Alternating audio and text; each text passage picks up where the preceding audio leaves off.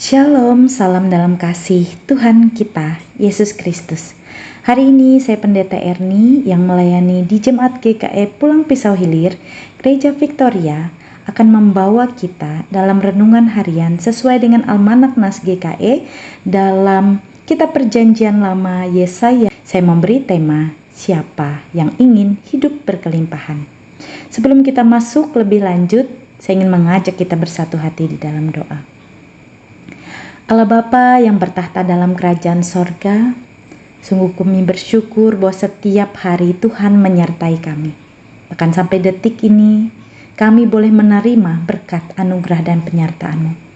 Pagi hari ini kami akan bersama-sama kembali mendengarkan firman-Mu. Mari ya Bapa, ajar kami untuk mempersiapkan hati dan pikiran kami, sehingga firman-Mu ini boleh menjadi suluh dan pelita dalam kehidupan kami yang menuntun dan menyertai segenap jalan kehidupan kami. Di dalam nama Tuhan Yesus kami berdoa. Amin. Bapak, Ibu, saudara-saudari yang dikasihi oleh Tuhan kita, Yesus Kristus, kalau berbicara tentang kelimpahan di dalam kehidupan ini, semua orang kalau ditanya, ia akan menjawab, ya, saya mau menerimanya. Nas ini tepat bagi kita hari ini untuk memahami bahwa di dalam Allah kita akan mendapatkan kelimpahan yang begitu amat sangat luar biasa. Seperti dalam nas kita hari ini, Allah mengumpamakan perumpamaan pernikahan untuk menggambarkan hubungannya dengan umatnya. Meskipun kadangkala di dalam pernikahan pasti ada masa-masa sulit, pasti ada masa-masa yang tidak mengenakan. Namun Allah berjanji untuk memulihkan hubungannya dengan umatnya dan memberkatinya dengan melimpah. Bapak, Ibu, saudara-saudari yang dikasihi oleh Tuhan kita, Yesus Kristus.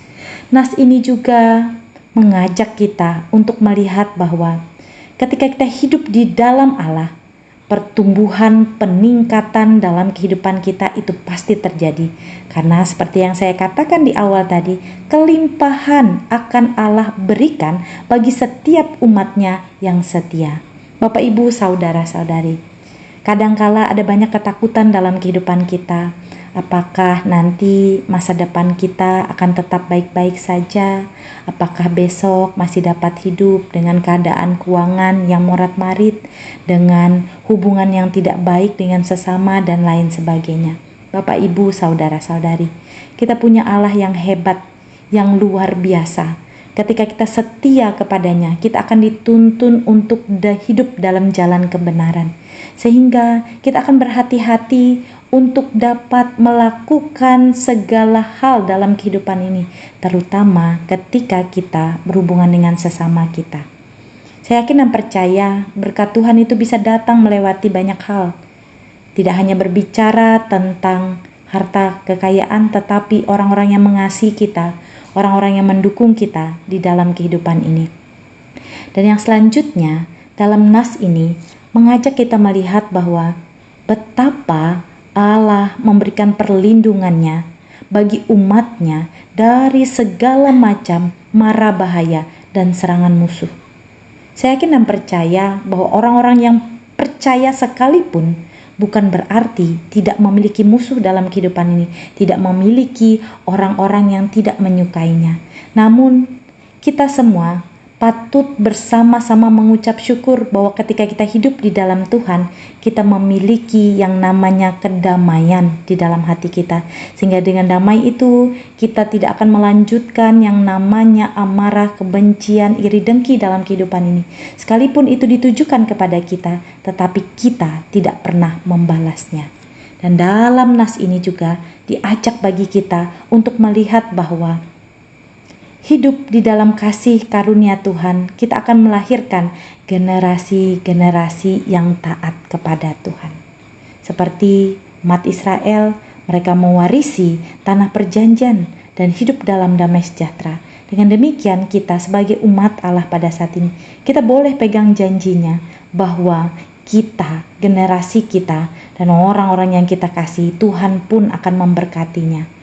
Dan Bapak, Ibu, saudara-saudari yang dikasihi oleh Tuhan kita Yesus Kristus, sekalipun mungkin dalam sepanjang tahun ini Ada banyak hal yang tidak mengenakan hati kita.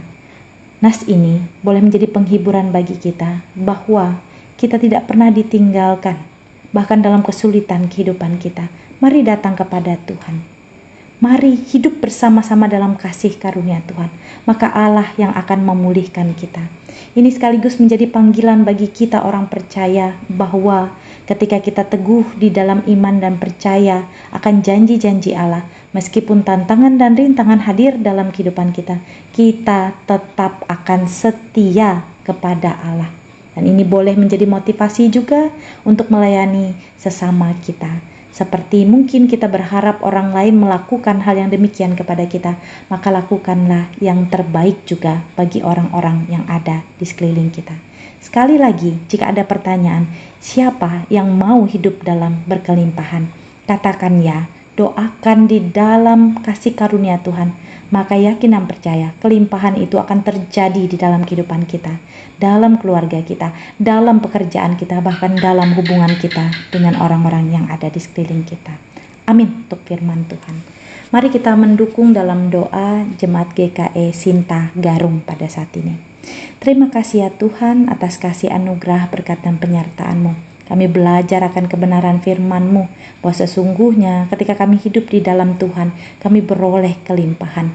Kami berdoa bagi Jemaat GKE Sinta Garung pada saat ini. Sebagai jemaat-Mu ya Bapa, Engkau kiranya menuntun menyertai mereka, memberikan mereka kekuatan dan kemampuan, sehingga mereka boleh bersama-sama mengangkat hormat dan pujian hanya kepada Engkau saja.